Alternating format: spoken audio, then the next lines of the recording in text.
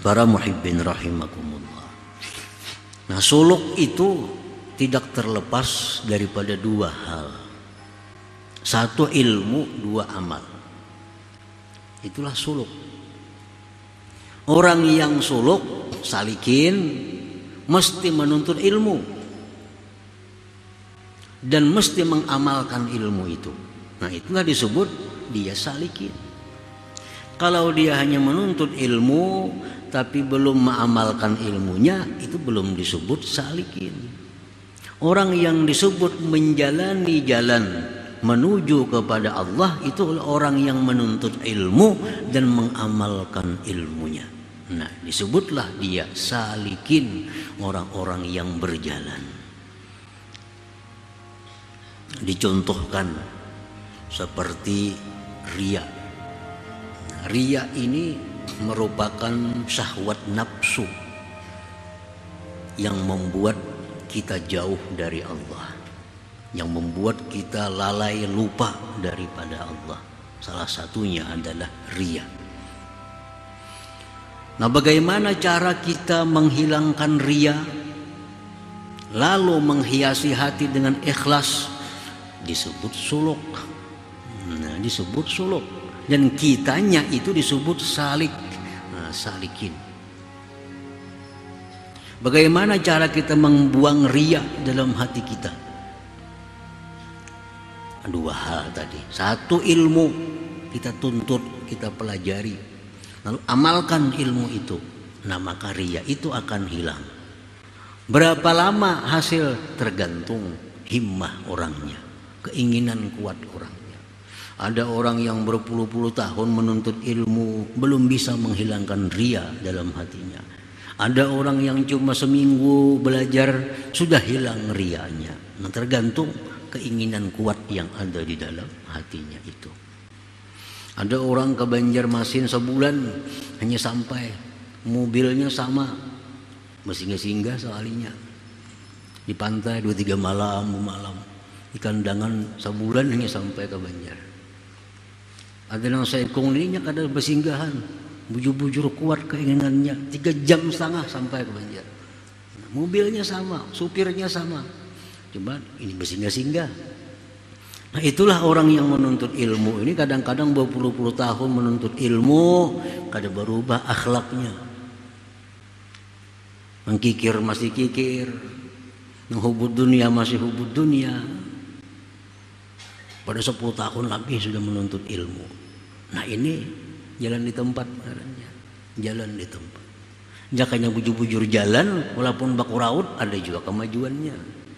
Ada kemajuannya. Nah, para muhibbin rahimakumullah. Jadi contoh riya kita ambil contohnya.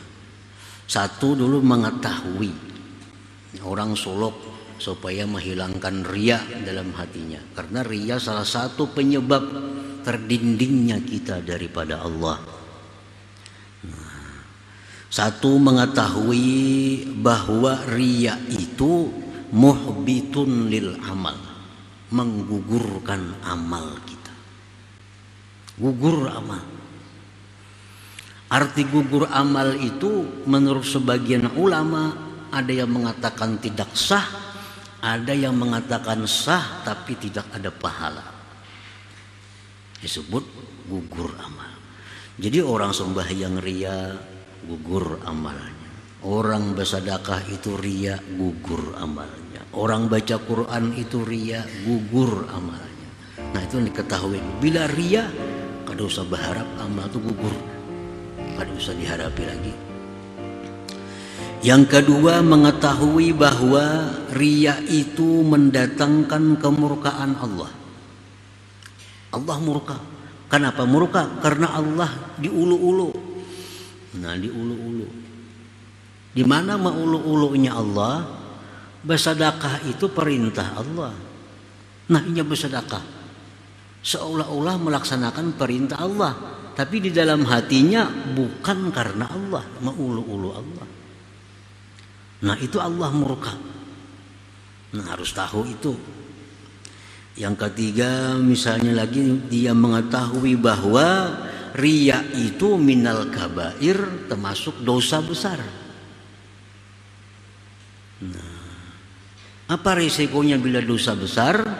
Kada akan hilang dengan sembahyang 5 waktu, kada akan hilang dengan baca salawat, kada akan hilang dengan baca istighfar, kada akan hilang dengan baca Quran.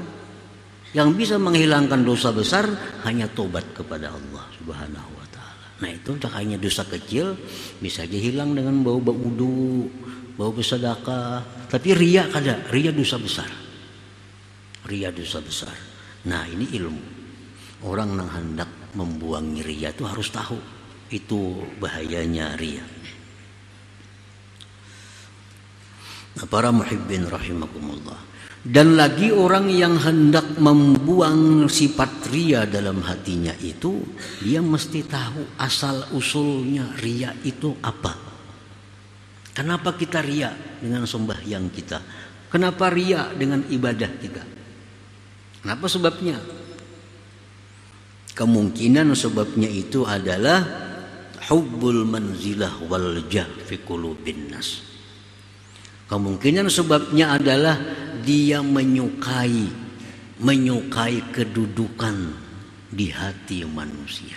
Nah itu mungkin sebabnya, salah satunya itu. Kenapa dia riya sembahyang sedekah? Karena dia ingin punya kedudukan di hati manusia, agar orang menghormati dia, agar orang simpati kepadanya, agar orang sayang kepadanya. Nah mungkin itu salah satunya.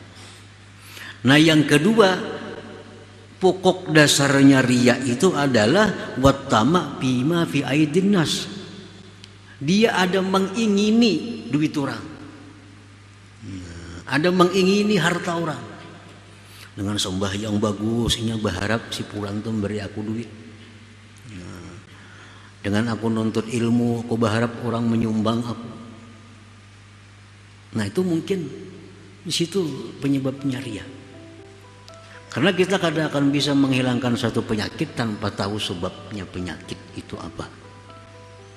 Ketahui sebabnya. Jadi riya itu satu, minta kedudukan, mencari kedudukan, suka kedudukan di hati manusia, atau riya itu berdasarkan maunting harta orang. Nah itu riya. Para muhibbin rahimakumullah. Jadi harus tahu dulu itu. Nah bagaimana cara mengobatinya kalau riya itu ada dalam hati kita? Nah, ini berhubungan dengan suluk jalan. Kalau kita mencari kedudukan di hati manusia dengan mengandalkan ibadah, itu kesalahan yang besar. Kesalahan yang besar. Kita sembahyang supaya dihormati orang, luput, kada akan hasil, kada berhasil. Nah kita membaca Quran dengan tujuan supaya diagungkan orang, kada akan berhasil. Kada akan berhasil kalau mencari keagungan, kemuliaan di hati manusia dengan cara ibadah, kada akan berhasil.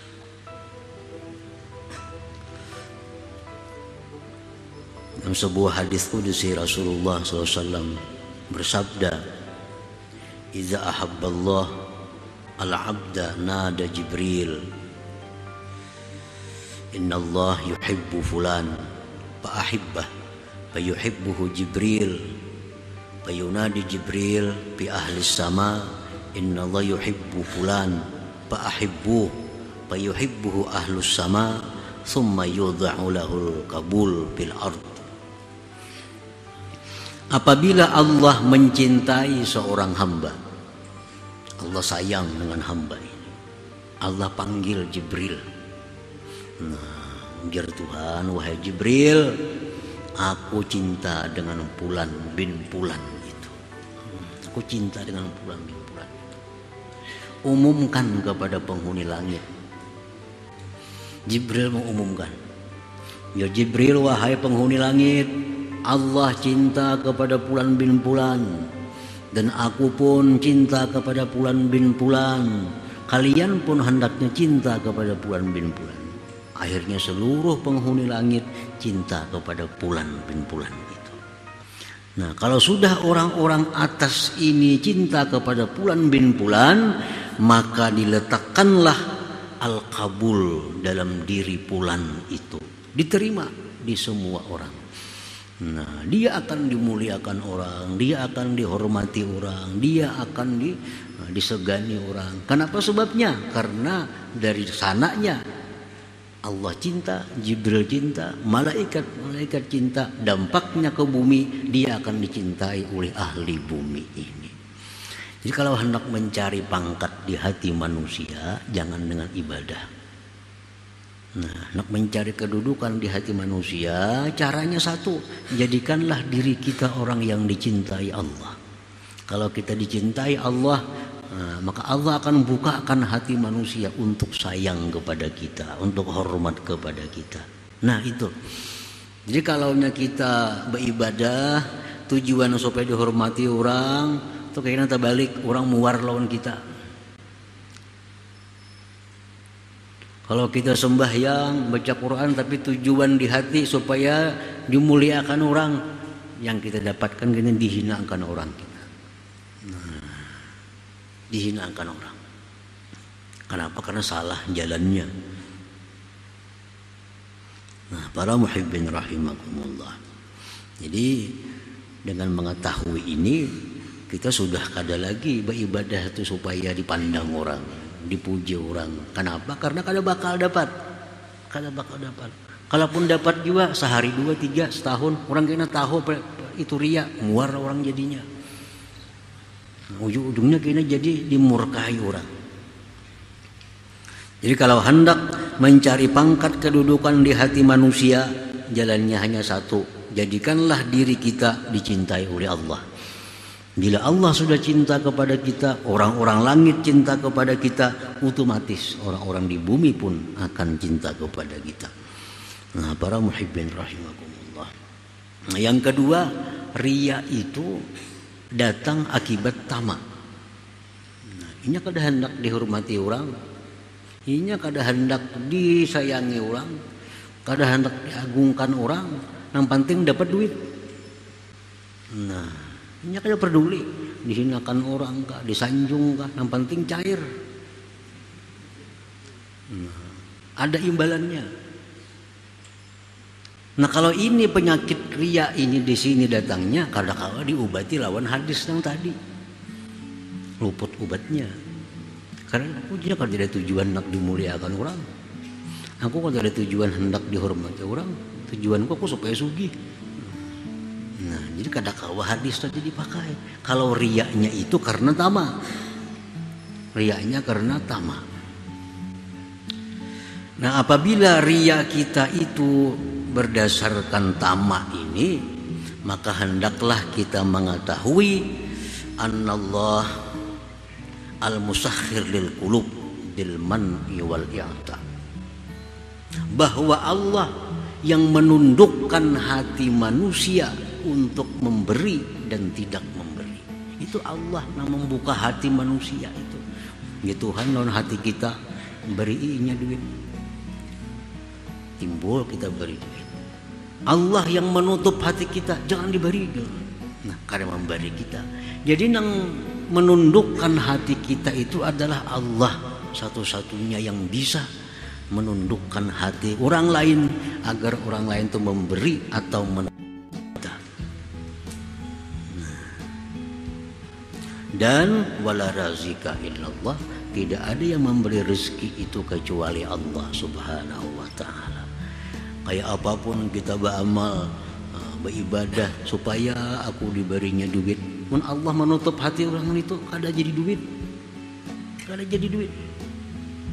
Walaupun kita kada kelihatannya beramal, kita kada kelihatannya baca Quran, tapi Allah bukakan hati orang itu bari si anu duit dibarinya. Nah, orang yang tamak itu mesti meyakini itu, mesti meyakini itu, bahwa rezeki itu kada akan bertambah dengan tamaknya kita. Bertambah dengan tamak kita kada bertambah, dan rezeki kada akan berkurang dengan kanaahnya kita, kada berkurang. Rezeki itu sudah ditentukan oleh Allah Subhanahu wa taala. Jadi kalau kita beribadah kepada Allah Subhanahu wa taala dengan maksud agar orang memberikan materi kepada kita, itu kada akan berhasil. Kada akan berhasil. Karena Allah yang membuka tutup hati manusia itu, bukan kita. Nah, jadi kalau kita hendak membuang riya, kita pelajari tadi, lalu kita berusaha menerapkan dalam diri kita, itulah namanya suluk. Kalau kita tahu semuaan ini tapi kada dipraktikkan, itu kada suluk. Belum suluk lagi. Suluk itu orang yang mengetahui dan mengamalkan. Tahu cara membuang riya demikian, diterapkannya dalam dirinya, dilatihnya dirinya supaya jangan itu. Nah, ini suluk. Terkadang dalam latihan sehari selesai, sudah tahu ini hadisnya, tahu ini Qur'annya, saat itu sudah hilang riya dalam hatinya. Ada orang demikian. Ada orang yang perlu bertahun-tahun melatih dirinya agar bebas dari riya. Ada juga. Nah, itulah suluk tadi. Nah, jadi andai kata riya itu kadada, sombong itu kadada, hubud dunia itu kadada suluk. Kadada suluk. Kita akan terlihat Allah Subhanahu wa taala. Nah, kenapa kita kada bisa mata hati kita ini merasa jauh Allah? Mata hati kita kada melihat Allah karena terdinding oleh yang demikian tadi, yang disebut dengan mayadinun nufus, medan-medan nafsu itu. Para muhibbin rahimakumullah. Nah, sifat sombong pun demikian pula. Sifat sombong itu merupakan syahwat nafsu. Selalu hendak sombong. Merasa suka, merasa bangga, dipuji, disanjung, merasa sedih bila dihina. Itu sifat nafsu. Bila itu masih ada dalam diri kita, maka hati kita kada akan pernah merasakan dekatnya Allah. Karena kita sombong. Nah, untuk menghilangkan kesombongan itu, kita belajar ilmunya, kita terapkan dalam diri kita, suluk ngaranna. Nah, kita pun disebut kada orang awam lagi, kita disebut salikin. Nah, orang yang sudah berjalan menuju kepada ma'rifatullah Subhanahu wa ta'ala.